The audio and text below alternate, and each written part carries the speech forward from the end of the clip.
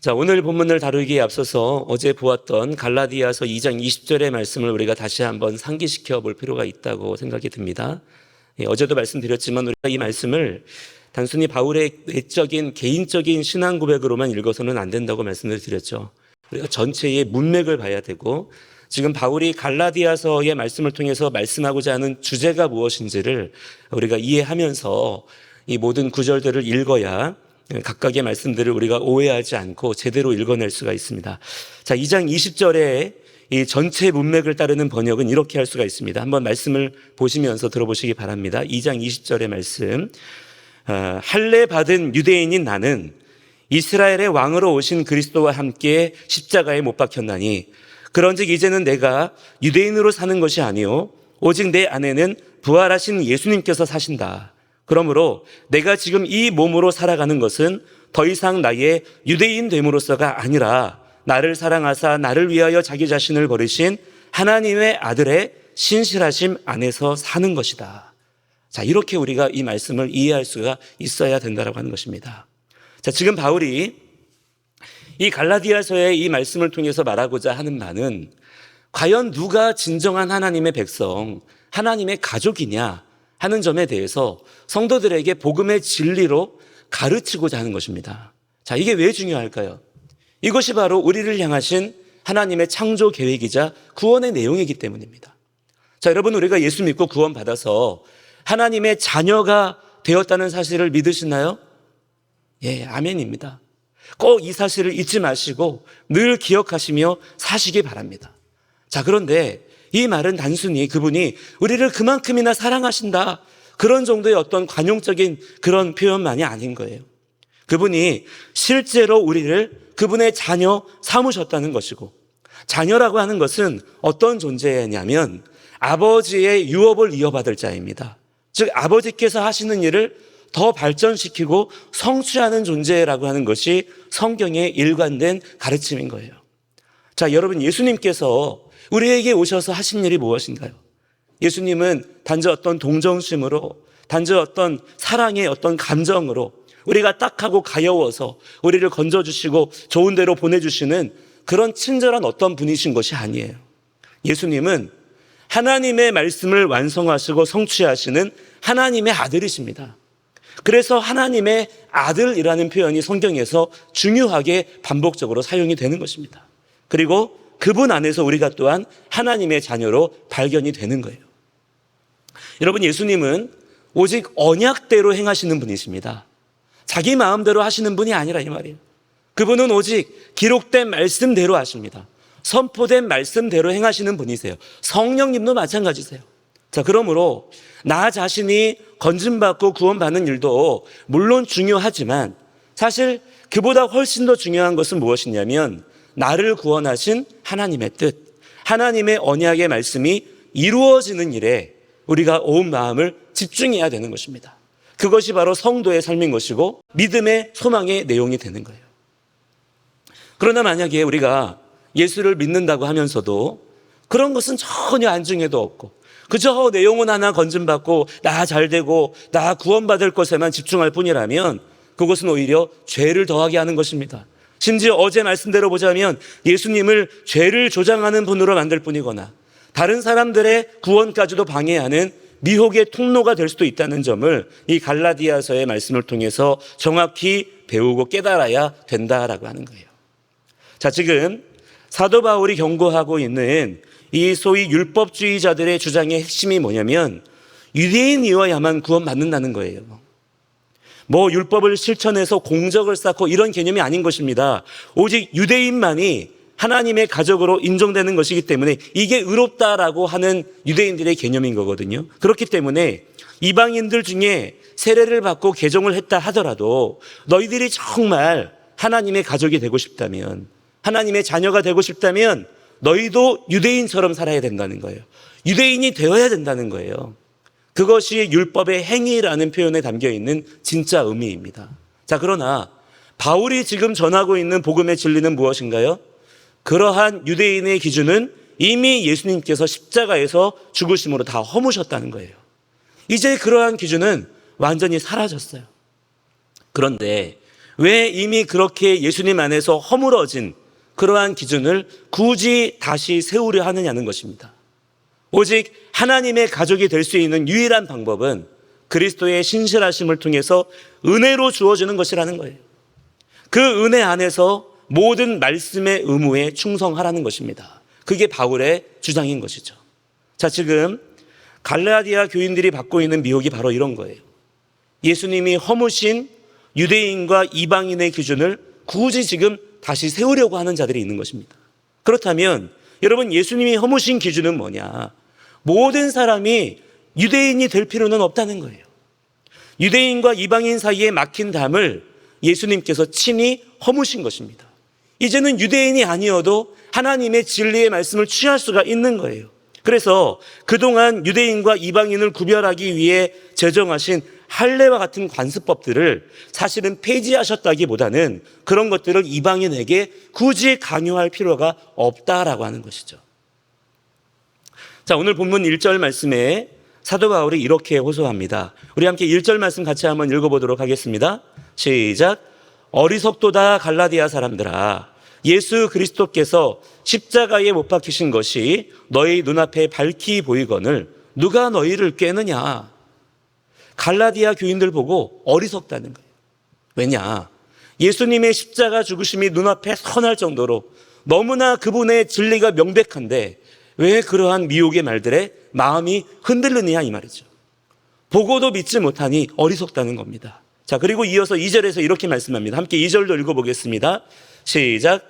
내가 너희에게서 다만 이것을 알려 하노니 너희가 성령을 받은 것이 율법의 행위로냐 혹은 듣고 믿음으로냐. 자, 사도 바울이 자기의 주장을 입증하기 위해서 첫 번째 증거를 제시합니다. 그게 뭐냐면 바로 성령님이세요. 자, 구원받은 성도의 가장 강력한 특징은 무엇입니까, 여러분? 성령님이 임하시는 거예요. 너희가 다 예수님을 주님으로 영접하고 나서 그 믿음의 확실한 증거로 성령님을 다 받았는데 그 성령을 받은 것이 율법의 행위. 자, 무슨 뜻이라 그랬습니까? 자, 이 말은요, 율법을 실천한다는 말이 아니에요. 이 말은 일종의 관용어입니다. 쉽게 말해서 너희들이 유대인이기 때문에 성령을 받은 거냐 이 말이에요. 아니라는 것이죠. 성령을 받은 것은 오직 그리스도의 신실하심 때문에 그 약속의 성취로 받은 것이지 너희들이 유대인이기 때문에 받은 것이 아니라는 점을 지금 말씀하고 있는 것입니다. 자, 이게 바로 사도 바울의 주장을 뒷받침하는 가장 강력한 증거가 되는 거예요. 자, 지금 여기에 대해서 율법주의자들, 즉 어떤 사람들입니까? 유대인이 되어야만 구원받을 수 있다라고 말하는 자들이 할 말이 없는 거예요. 왜냐? 지금 할례 받지 못한 이방인들에게도 성령님이 똑같이 임하셨기 때문입니다. 그거 지금 누구나 다 보고 있기 때문이에요. 그렇게 세워진 교회가 바로 안디옥 교회이고 갈라디아 사람들 중에도 그런 이들이 많았기 때문입니다. 어떻게 뭐 더 이상 핑계를 더 댈 수 없는 그런 확실한 증거가 되는 것이죠. 자, 그래서 3절에 보시면 이렇게 바울이 이어서 말씀합니다. 함께 3절도 같이 읽겠습니다. 시작. 너희가 이같이 어리석으냐? 성령으로 시작하였다가 이제는 육체로 마치겠느냐? 자, 이 말은 무슨 말이냐면 쉽게 말해서 자, 너희들이 유대인이라는 사실이 성령님보다 더 중요하냐? 이 말이에요. 이 율법주의자들 그리고 그들의 주장에 동조하는 자들은 사실상 지금 이렇게 주장하는 것이기 때문에 그렇다면 너희는 어리석은 자들이라는 것입니다. 자, 4절과 5절에 보시면 이어서 이렇게도 말씀합니다. 함께 4절, 5절도 읽겠습니다. 시작. 너희가 이같이 많은 괴로움을 헛되이 받았느냐? 과연 헛되냐? 너희에게 성령을 주시고 너희 가운데서 능력을 행하시는 이의 일이 율법의 행위에서냐? 혹은 듣고 믿음에서냐? 자, 이미 지금 성령 안에서 놀랍게 은혜를 체험하고 있는 많은 일들이 있단 말이에요. 있는데 이 모든 일들이, 너희들이 경험하고 있는 이 모든 일들이 율법의 행위, 어떤 뜻이라 그랬습니까? 즉 너희의 유대인다움 때문에 일어난 일이냐는 것이죠. 아니라는 거예요. 오직 진리를 통한 그리스도의 신실함으로 일어난 것이라는 사실입니다. 자, 이처럼 하나님께서 더 이상 율법의 행위, 즉 유대인이냐 이방인이냐로 구원의 문제를 다루시는 것이 아니라는 점을 성도의 실제 삶 속에서 너무나 명백하게 보여주셨기 때문에 그러한 말들에 더 이상 우리가 미혹되거나 흔들리지 말아야 된다라고 하는 강력한 권면을 지금 사도 바울이 그들에게 주시고 있는 거예요. 자, 그리고 이어서 6절부터 보시면 아브라함을 그 증거로 세워서 말씀을 하는 것을 우리가 볼 수가 있습니다. 자, 여기 나오는 이 아브라함의 이야기, 이 신학적으로도 아주 대단히 중요한 내용이에요. 하나의 예화 정도가 아닙니다. 이것은 바울이 말하고자 하는 핵심 주장이 바로 이 내용이에요. 그게 29절까지 원래 이게 한 단락으로 우리가 읽어야 되는 부분인데, 일단 오늘 주어진 본문이 9절까지니까 이 본문 안에서 우리가 두 가지만 보도록 하겠습니다. 자, 여러분, 이 아브라함이 누구입니까? 이 아브라함이 누구냐면 언약 백성 이스라엘의 첫 출발점이에요. 하나님께서 처음으로 이스라엘의 비전을 주신 이가 바로 아브라함이고, 아브라함의 가족을 시작으로 해서 본격적으로 언약을 주시고 그 가문을 통해서 이스라엘 나라가 세워지게 하신 겁니다. 자, 그런데 6절과 7절에 보시면 우리 함께 읽어보겠습니다. 6절 7절 시작. 아브라함이 하나님을 믿음에 그것을 그에게 의로 정하셨다 함과 같으니라. 그런즉 믿음으로 말미암은 자들은 아브라함의 자손인 줄 알지어다. 아멘. 자, 지금 유대인들의 가장 큰 자부심은 뭐냐면 우리는 아브라함의 자손이다 이거예요. 이것이 우리의 상상을 초월할 정도로 그들에게는 엄청난 자부심의 내용이 됩니다. 왜 그게 자부심이냐면 아브라함은요, 하나님께서 직접 택하여 언약을 주신 분이기 때문이에요. 우리는 그분의 자손이다 이거예요. 우리는 그분의 직계 후손이다. 우리가 후예다 라고 하는 이러한 민족적인 자부심이 아주 대단한 사람들이 바로 유대인들입니다. 자, 그런데 바울이 유대인들의 이 가장 민감하고 중요한 이 부분을 콕 집어서 지금 공격하고 있는 거예요. 자, 너희들이 이미 알고 있는 바와 같이 아브라함을 하나님이 택하시지 않았느냐. 그런데 아브라함이 하나님의 택하심을 받은 것은 다른 이유 때문이 아니지 않느냐. 너희들이 알지 않느냐 이거예요. 그의 믿음, 더 자세히 말하자면 하나님의 신실하심을 신뢰했던 그의 신실함 때문에 하나님이 인정해 주신 게 아니냐는 거예요. 그 다음에 하나님께서 그에게 언약의 말씀들을 주신 거예요. 자, 그러므로 결론이 뭐라는 것입니까? 진정한 아브라함의 자손은 누구냐? 무슨 유대인이냐 이방인이냐 이런 기준이 아니라 언약의 성취가 되시는 그리스도의 신실함 안에서 택함 받은 자라야 되지 않겠느냐는 거예요. 그리스도께서 오시기 전에는 아브라함의 자손인 유대인들에게만 이 약속이 유효했겠지만 이제 아브라함보다 크신 예수님께서 모든 구약의 말씀의 약속을 성취하신 지금에서는 모든 육체적인 기준이 허물어졌기 때문에 더더욱 아브라함보다 더더욱 믿음의 기준이 이제는 중요해졌다라는, 이게 첫 번째 바울의 주장이에요. 자, 두 번째는 뭐냐면 8절과 9절입니다. 함께 8절 9절 함께 읽겠습니다. 시작. 또 하나님이 이방을 믿음으로 말미암아 의로 정하실 것을 성경이 미리 알고 먼저 아브라함에게 복음을 전하되 모든 이방인이 너로 말미암아 복을 받으리라 하였느니라. 그러므로 믿음으로 말미암은 자는 믿음이 있는 아브라함과 함께 복을 받느니라. 아멘. 자, 이 말씀은 창세기 18장 18절의 말씀을 언급한 거예요. 이렇게 기록이 되어져 있어요. 아브라함은 강대한 나라가 되고 천하 만민은 그로 말미암아 복을 받게 될 것이 아니냐. 자, 하나님께서 아브라함에게 주신 비전이었어요. 이미 하나님께서는 아브라함에게 예수 그리스도를 통한 하나님 나라의 놀라운 구원의 소식을 전하셨던 것입니다. 자, 그렇기 때문에 이 말씀을 통해서도 알 수 있는 것은 뭐냐면 그리스도의 신실함으로 구원받은 이방인 성도들이 굳이 유대인이 되지 않아도 아브라함과 함께 하나님 나라의 복을 받을 수 있는 분명하고도 충분한 근거가 이미 유대인들에게 먼저 예언적인 비전으로 말씀으로 주어졌다는 것입니다. 말씀의 증거들을 가지고 보아도 그렇다라고 하는 거예요. 그렇다면 더더욱 율법주의자들의 주장은 근거가 없어진다라고 하는 것이죠.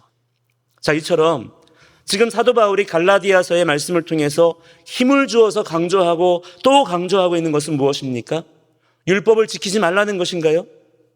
율법을 이제는 버려도 된다는 것입니까? 율법을 지키는 일이 우리에게 이제는 헛된 일이라는 것일까요? 그렇지 않다는 것이죠. 앞으로 어떤 경우에도 여러분 그런 식의 오해는 하지 마시기 바랍니다. 성경 어디에도 그렇게 말씀하는 부분은 없어요.